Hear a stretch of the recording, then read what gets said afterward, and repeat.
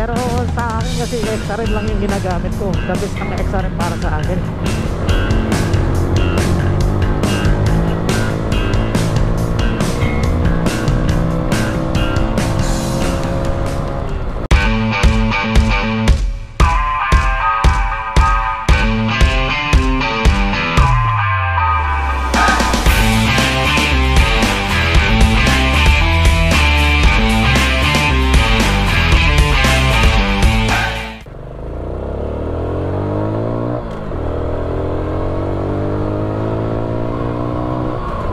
Ngayong umaga ay bibiyahe tayo papuntang Aroroy.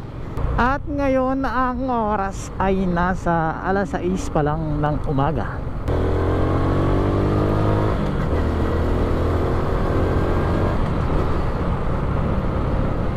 Ride safe sa ating lahat na babiyahe ngayon guys. Medyo malapit lang naman ang ating biyahe. Nasa mga 2.5 oras lang naman ang ating biyahe ngayon.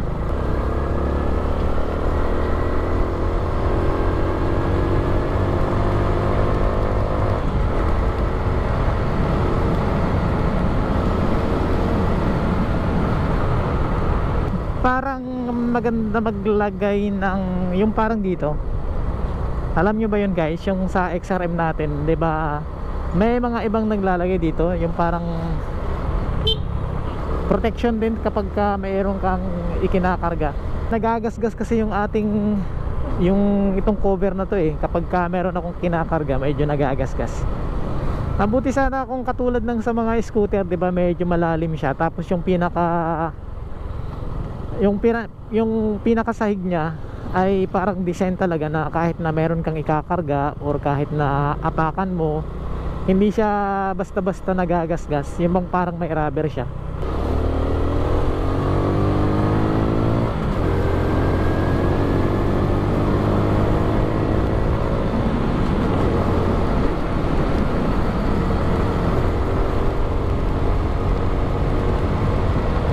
Yun din ang isa sa kinagandahan ng scooter eh. Lalo na kapag malayo ang biyahe, di ba? Napaka-komportabling gamitin din ng mga scooter. Kasi merong mga advantage din naman kapag scooter yung iyong gamit. At syempre, hindi maiiwasan, meron din mga disadvantage. Ang unang-una ng advantage dyan ay kapag sa mga long rides. Ayon sa iba nating kaibigan na gumagamit din ng scooter, masarap daw gamitin ang scooter kapag long rides. Kasi nga, isa sa mga rason dyan, yung iyong paa ay nakarelax lamang. Lalo na kung yung motor mo na ginagamit na scooter ay katulad ng mga NMAX, yung mga ADV. Meron siyang parang patungan dito, di ba? Na parang nakarelax ang iyong kamay. Sorry. Na parang nakarelax ang iyong mga paa. Kaya kahit na malayo ang biyahe ay sulit, hindi pagod ang iyong paa. At isa pa, wala din siyang clutch, na kapag mapadan ka sa mga traffic, yun bang mga hindi sanay masyado sa mga di-clutch, may posibilidad na mamatay yung makina. O kaya kapag arangkada ka minsan, yung hindi mo matansya, sa mga baguhan lang naman yun eh, yung parang hindi mo matansya yung dapat na bitaw ng clutch. Pero kapag scooter ang gamit mo, wala ka nang iintindihing clutch at cambio. Ang iyong pangunahing iintindihin lamang ay ang iyong silinyador at ang iyong mga preno. Kasi yung mga preno naman niya ay nando naman sa iyong mga kamay.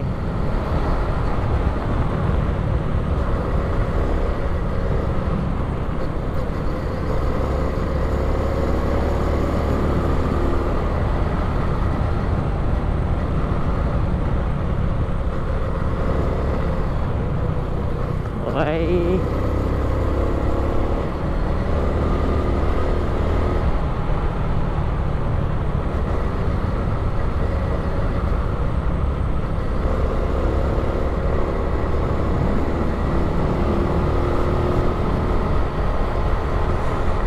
Maganda rin yun kapag ikaw ay nag-aaral pa lang na magmotor.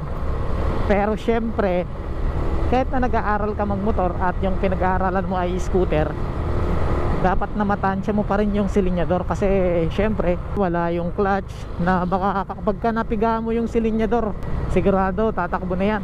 Hindi katulad sa mga di-clutch na kapag ka hawakan mo lang yung clutch, kahit na anong arangkada mo, hindi talaga tatakbo. At yung mga wala namang clutch, katulad nitong ating tawag dito, yung parang semi-automatic, parang ganon, wala namang clutch, pero syempre meron siyang cambio na dapat mong alalahanin din kapag ka nagda-drive ka.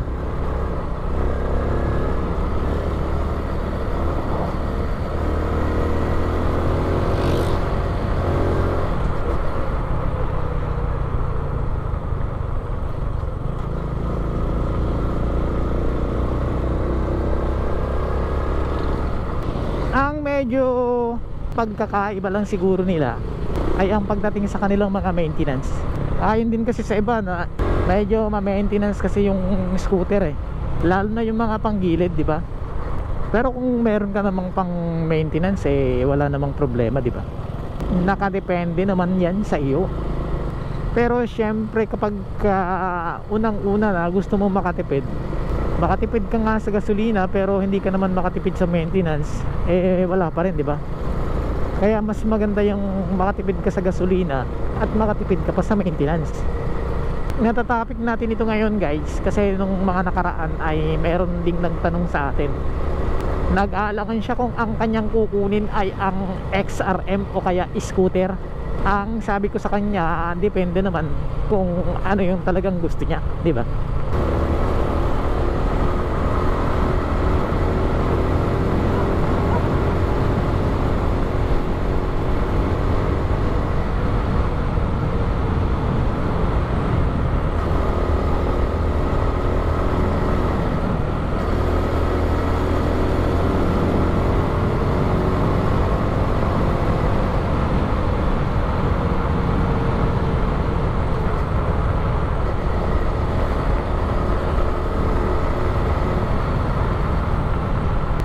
At hindi rin tayo nagdesisyon dati na kumuha ng scooter kasi nga kung makikita nyo naman, guys, sa ating pinupuntahan minsan, sa ating inuuwian, medyo mahirap yung daanan sa amin kapag scooter ang gamit mo. Pero may mga gumagamit din naman ng mga scooter kahit na doon sa lugar namin ay ganun yung daanan. Pero pagdating naman sa ating XRM 125, hindi naman siya masyadong ma-maintenance at magaan naman siyang gamitin. Yun nga lang, kapag medyo malayo yung biyahe mo, minsan, di ba, unang-una na dyan kapag yung upuan mo ay stuck, medyo masakit sa puwet, di ba?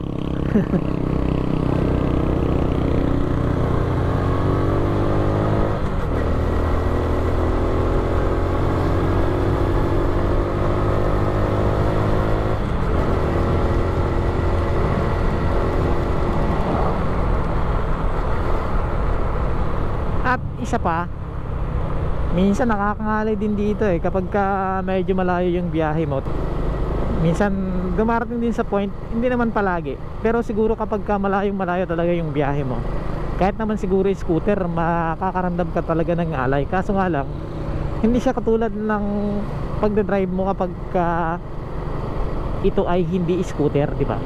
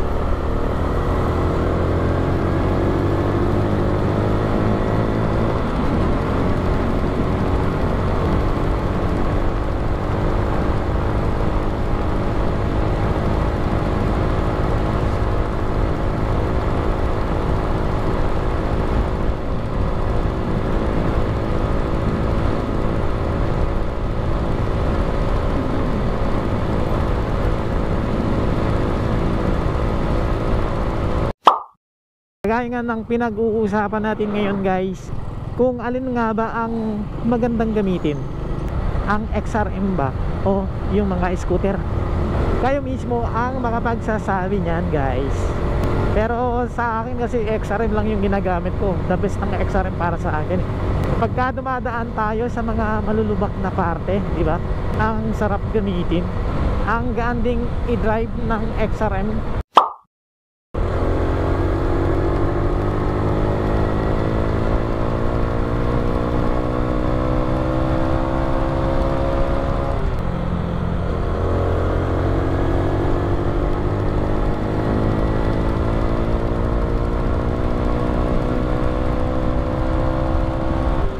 At pansamantala hanggang dito na lang muna ang ating video, guys.